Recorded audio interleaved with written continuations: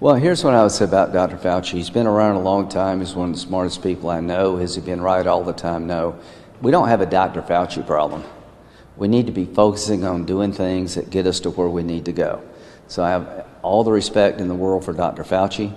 I think any effort to undermine him is not going to be productive, quite frankly. Getting in a contest with Dr. Fauci about whether he was right or wrong doesn't move the ball forward, because here's where we are as a nation. The infection rate is going up. We shut the whole country down. It's time to reopen up smartly. It's time to go back to school. Just so that you have a good understanding of who Lindsey Graham is, this is the guy who just tweeted, "Golf is a great way for the president to get away from the confines of the White House and keep the pressures of the office. Keep playing, Mr. President." That is Lindsey Graham. So for that guy to buck Trump is a testament to just how wrong he is on the issue of attacking one of America's top public health experts. This comes amid the White House's recent effort to paint Dr. Fauci as the latest boogeyman in the fight against coronavirus. This after having failed to blame China and Mexico and immigrants and Democratic governors, when in reality, the only person who owns responsibility for this is Donald Trump. But Trump won't accept responsibility for anything, so instead he needs someone else to blame. And in his eternal brilliance, he landed on the nation's premier epidemiologist. And clearly, the entire Republican Party sees what an egregious judgment error this is. Americans trust Dr. Fauci on coronavirus 67% compared to Trump's 26%. If you're Trump, this is not a winnable competition. I'm sorry, but when it comes to the director of the National Institute of Allergy and Infectious Diseases and the guy who stared directly into a solar eclipse, I don't think anyone's gonna rack their brain too hard over who to choose. With all of that said, we should still remember that Lindsey Graham is far, far from being a trusted source on these issues. The fact that he's defending Dr. Fauci doesn't mean he suddenly found a brain. It just means that Trump's decision to attack Fauci is so misguided that even Lindsey Graham is able to see the writing on the wall.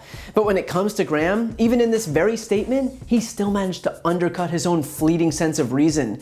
He said that it's time to reopen up smartly. And look, let me just say off the bat that I understand why Republicans want to open up. They need to at least begin to juice the economy because there's an election coming up and the economy is generally the only issue they're strong on. And so if they don't have that, then they're doomed. But their political fortunes are not licensed to enact policies that will kill people. Their desperation to strengthen the economy doesn't mean that the American people are willing to put themselves and their families and their friends at risk. And even worse, we've tried that. We've tried to reopen before the outbreak was contained, and now we're in a situation where we're doing leagues worse than we were before. How do you justify closing the country down while we were seeing 20,000 new cases a day, and then reopening when we're now seeing 60,000 new cases a day? It defies logic and makes it crystal clear that the only considerations by Republicans here are political. He even goes on to say that we need to reopen the schools. The issue is that Republicans have so tightly hitched themselves to Donald Trump's wagon that they can't even comprehend reality anymore outside of the Trump bubble.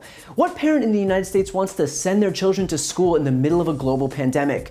To sit with 30 or 40 other kids in a classroom, 50 kids on a bus, hundreds of kids in hallways? I realize that Trump is pretending that kids aren't susceptible, but thousands of American children are contracting the virus. So Lindsey Graham can continue to issue his blanket generalities about schools reopening that in no way impact himself, but I'm not sure the American public is falling over itself to send their own children into harm's way. By the way, I should mention too that the whole basis for this smear campaign against Dr. Fauci is that the White House has allegedly become concerned at the number of times Dr. Fauci has been wrong. What with him suggesting all the way back in January and February that the virus may not be spread from those who are asymptomatic and that there was no need to change our day-to-day behavior. Now, first of all, let me just say that the White House really doesn't want to go head-to-head with anyone on the number of times that someone has been wrong about the virus, because their guy is still, in July, suggesting that everyone take hydroxychloroquine and pack into schools. Second of all, Dr. Fauci may not have been perfect, but he's not expected to be. This was a new pathogen. There were bound to be mistakes. No one is faulting Dr. Fauci for not being 100% right 100% of the time. What was important is that he evolved his positions when more accurate information came out.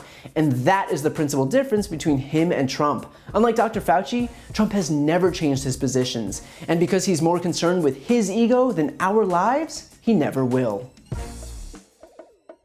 And don't forget to listen to my podcast, No Lie with Brian Tyler Cohen, where I'll take a deep dive into the biggest issues of the week and interview major players in the world of politics, like Adam Schiff, Nancy Pelosi, Beto O'Rourke, Eric Swalwell, Katie Porter, and many more. Again, that's No Lie with Brian Tyler Cohen, available anywhere you listen to podcasts.